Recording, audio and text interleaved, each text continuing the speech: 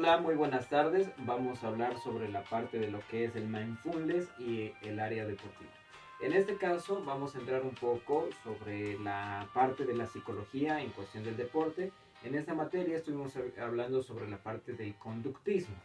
Bien, el conductismo a grosso modo entra en contraposición a lo que era la parte del psicoanálisis. El psicoanálisis o su padre, que fue Sigmund Freud, en este caso, de cierta manera lo que nos comentaba, que incluso tiene algunos aspectos muy importantes, que esto siempre he llegado a comentar, es el hecho de que decía que el hombre que piensa en la derrota, pues ya perdió sin haberlo intentado, sin embargo, aquel que piensa en la victoria está un paso adelante de conseguirlo. Bien, más adelante hablaremos sobre este punto. Ahora, ¿qué opinión tienen como tal algunos autores sobre la psicología en cuestión del deporte? Weineck en el 2005 nos dice que la psicología del aprendizaje supone un gran apoyo para asegurar el éxito. Eso lo dice en su libro de entrenamiento total del 2005. Sin embargo, Platonov en el 2001 nos llega a comentar que las competiciones son va a ser una potente movilización de recursos. Uno de ellos pues es la parte de la psicología, lo cual nos ayuda a observar el desempeño que se llega a tener en estas áreas. Bien, posteriormente Homan en el 2005 nos dice que en los últimos años en cuestión del entrenamiento se empieza a ver una importancia o se le empieza a tomar una gran importancia a la psicología en el aspecto de la autorregulación por parte del deportista. Posteriormente también nos comenta Christian Thibedau en el 2007 en su libro Negro de los secretos del entrenamiento, donde nos comenta que el entrenamiento de fuerza se va a ver afectado, o más bien la fuerza se va a ver afectada por varios factores. Uno de estos que podemos llegar a tomar en cuenta pues es la parte psicológica. Bien, posteriormente podemos hablar sobre lo que son las tres olas del conductismo. Todo esto para poder llegar a entender más adelante pues lo que nos van comentando sobre el mindfulness.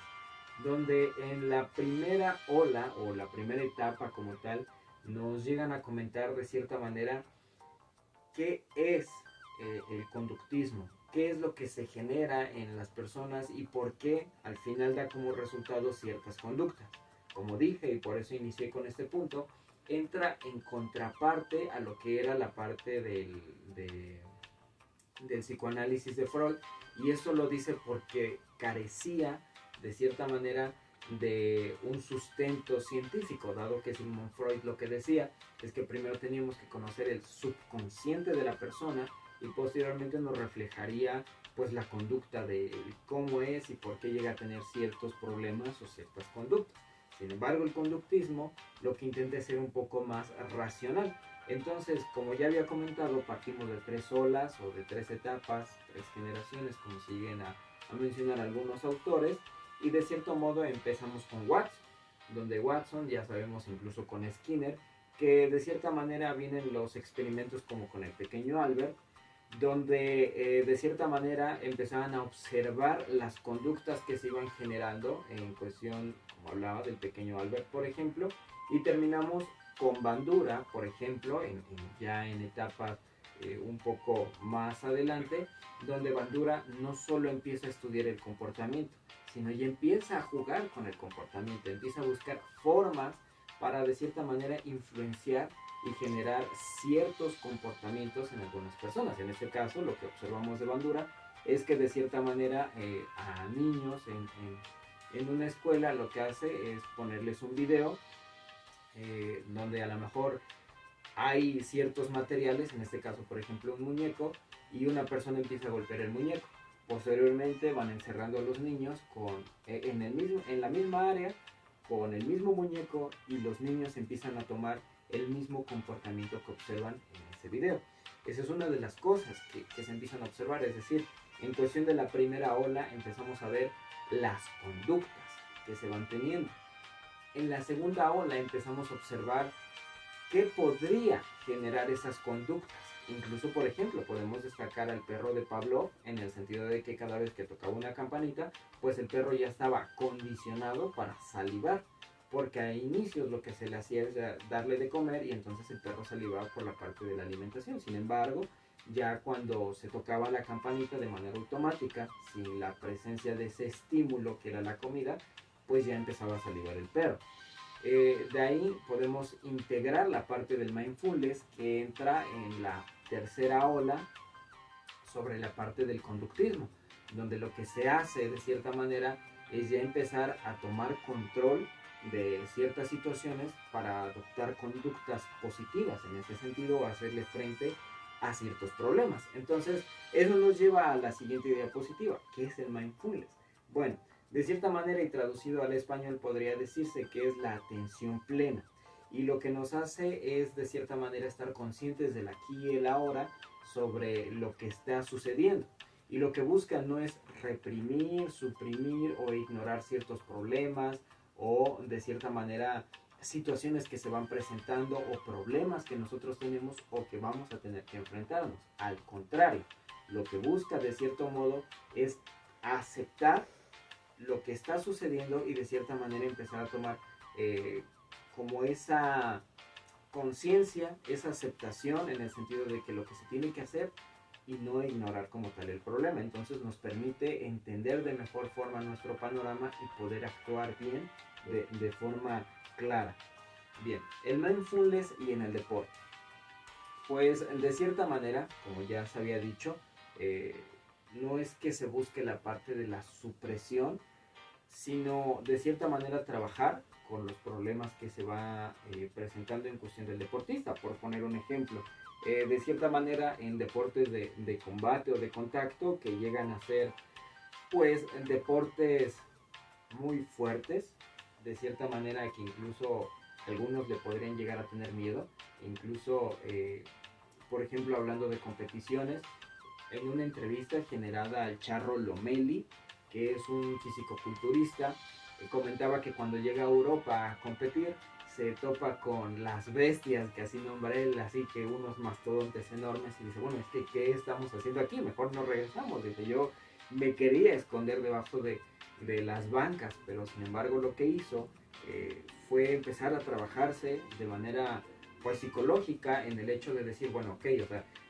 sé que estoy con competidores formidables, sé que tengo de cierto modo pues gente enorme, o sea, nunca me había enfrentado a este tipo de categoría, a este tipo de tamaño descomunal de masa muscular. Sin embargo, yo estoy aquí, y si estoy aquí es porque puedo hacerle frente. Y lo que intentamos llegar a ese punto es que si bien no hizo un lado, no suprimió o no ignoró el hecho de que tenía a competidores formidables, sino más bien aceptó y trató de buscar una solución que fuera positiva en ese sentido. En otras situaciones con las cuales podemos empezar a hablar, de cierta manera incluso podemos destacar algunos como lo es quizá Mohamed Ali y Joe Frazier en cuestión de su mítica pelea, donde de cierta manera desde el entrenamiento podemos observar cómo es la preparación de estos deportistas. En cuestión de Mohamed Ali, Cassius Clay, que era conocido en ese modo, o bueno, ese era su nombre como tal, pues de cierta manera lo que hizo fue empezar a entrenar en ciertas temperaturas muy altas, a acostumbrarse al calor y de cierta manera comentaba, o sea, yo entrené en el infierno porque sabía que iba a pelear en el infierno. Y entonces lo que sucede en cuestión de la pelea, pues de cierta manera comentaba, porque Joe Frazier de cierta manera se rinde y dice, pues es que si él no se hubiera rendido un segundo antes, yo lo hubiera hecho.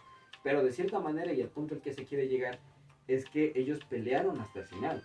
Ellos sabían y aceptaron, no ignoraron el hecho de que de cierta manera se iban a enfrentar en un lugar de cierta manera, ¿cómo decirlo?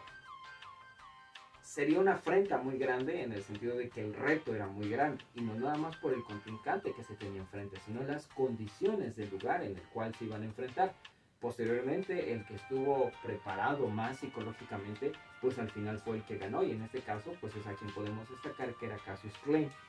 Bueno, sobre la necesidad de crear una nueva rama del conductismo, y esta entra sobre los avances que se han logrado, y de cierta manera sí, se daba la parte de esa necesidad, porque de cierta manera ya se conocía las conductas que se tenía, como ya se había comentado desde la parte de Watson, donde se pudieron observar ciertas cosas Posteriormente podemos ir creciendo y de cierta manera observamos cómo los autores, cómo estos psicólogos empiezan de cierta manera a jugar un poco más, a atreverse un poquito más o a dar a más teorías sobre la parte de la conducta. Entonces, regresando al punto, quizá lejos de empezar a hablar de unas palomas, de cierta manera donde ya estaban condicionadas en cuestión de que si picaban un botón, del pequeño Albert, donde de cierta manera podemos observar si le tiene miedo o no a ciertos animales que él no conocía como tal, y posteriormente después de que se les van metiendo algunos sonidos que pueden llegar a ser como aterradores o estresantes, pues él genera una especie de trauma, donde podemos observar que ya posiblemente empezamos a observar como con los perros en cuestión de la salivación, donde podemos observar un poco más de ese juego del comportamiento como lo es en cuestión de los niños con bandura.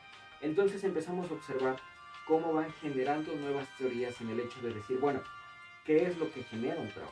¿Qué es lo que genera una especie de comportamiento? Posteriormente decimos, ¿cómo podemos empezar a trabajar para eliminar ese tipo de comportamientos o traumas? Y incluso una de las formas de intervención que se comentaba, pues era la exposición al mismo trauma, pero en menor medida. En el hecho, como poner un ejemplo, si yo le tengo miedo a las arañas, pues quizá no me van a poner una araña viva porque pues, obviamente yo estoy traumado en cuestión de las arañas.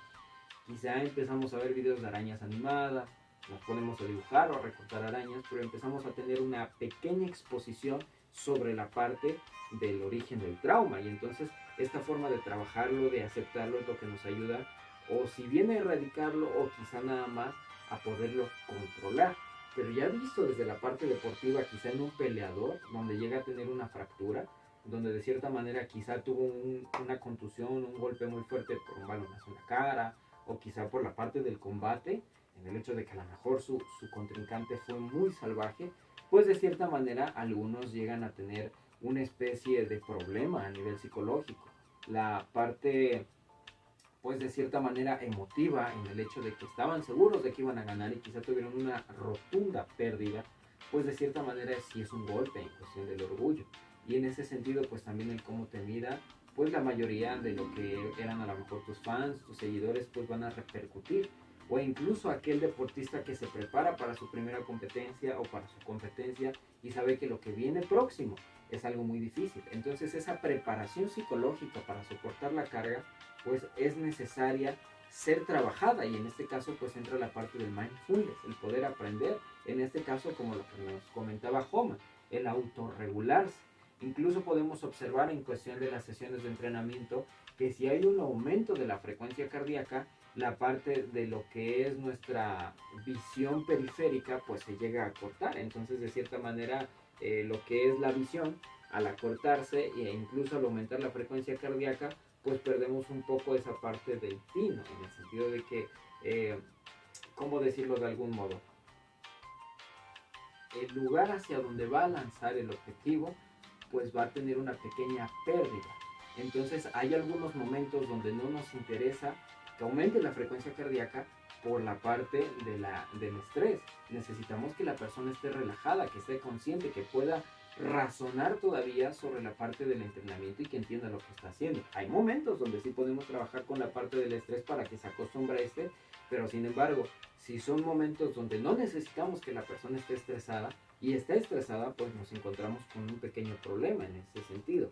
Así que con la parte de estas intervenciones psicológicas, pues nosotros podemos generar un entrenamiento de calidad, la parte de un deportista pensante que tenga bien cimentada la parte táctica y por ende podemos relacionarlo a un rendimiento deportivo más alto. Bien, sobre las partes de las conclusiones que nosotros podemos destacar es que de cierta manera el mindfulness pertenece a la tercera ola o tercera generación de lo que es el conductismo. El conductismo, como ya hablamos, que ha sido la contraparte de lo que fue en su momento el psicoanálisis, pues de cierta manera nos ayuda a fomentar de una manera más, con un apoyo, un sustento científico más claro en el hecho de poder entender el por qué y cómo se dan estas conductas y de cierta manera qué hacer para mejorar las conductas de nuestro deportista. Y el mindfulness, tomando en cuenta que es parte del conductismo, pues nos ayuda a autorregular a la parte de nuestro deportista y de cierta manera ayudarlo no solo a mejorar la parte de sus rendimientos, sino de cierta manera a mejorar la parte de sus entrenamientos y también en el sentido de que incluso pueda disfrutar de ellos. Es decir, un hecho de que pueda generar a lo mejor un estrés excesivamente alto, pues lo que va a generar es que en algún momento nuestro deportista pues pueda de cierta manera desertar. Eso en cuestión de conclusión como tal a nivel del tema. Sin embargo, ya entrando un poco más sobre la parte de mi área, lo que podemos destacar es lo siguiente. Como se sabe, pues soy entrenador de gimnasio y en estos casos yo entreno mucho con personas que de cierta manera no habían entrenado nunca. Tengo personas que nunca habían tocado un gimnasio, que nunca habían hecho ejercicio. Algunas vienen por necesidad, en el hecho de la salud, de que pues mi doctor me dijo que tengo que hacer ejercicio. Otras porque dicen es que yo quería venir, siempre quise venir a un gimnasio y es que yo quería venir porque no me gusta mi cuerpo. Entonces, los que están viniendo de manera obligada por la parte de la salud, nos encontramos de cierta manera con algunos problemas, porque no están viniendo porque quieren, porque no es como que vayan a disfrutar, lo sienten como la parte de un castigo, como una obligación, cosa que incluso vemos ese reforzamiento en cuestión del conductismo, donde se daba el premio o el castigo.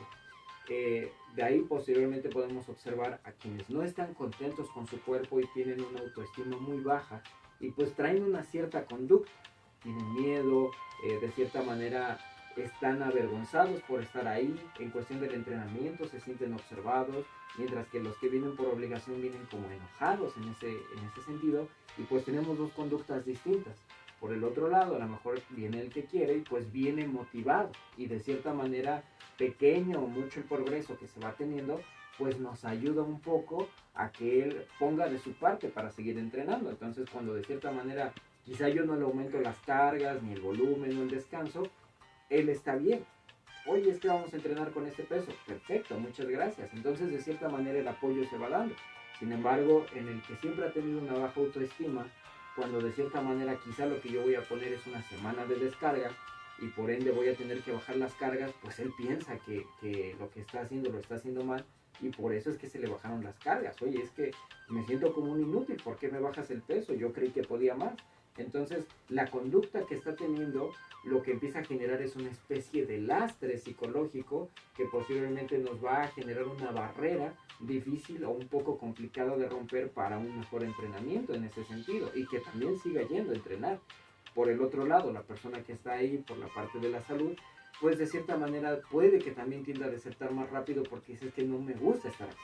Entonces el hecho de aceptar, por ejemplo, en el caso de él de que, oye, mira, es que es por tu salud, es por un bien mayor, y si lo hacemos bien vas a disfrutar el proceso, y si lo hacemos bien, pues es un camino que si bien puede que no te guste, tampoco no te va a desagradar y vamos a estar aquí trabajando bien de la mano.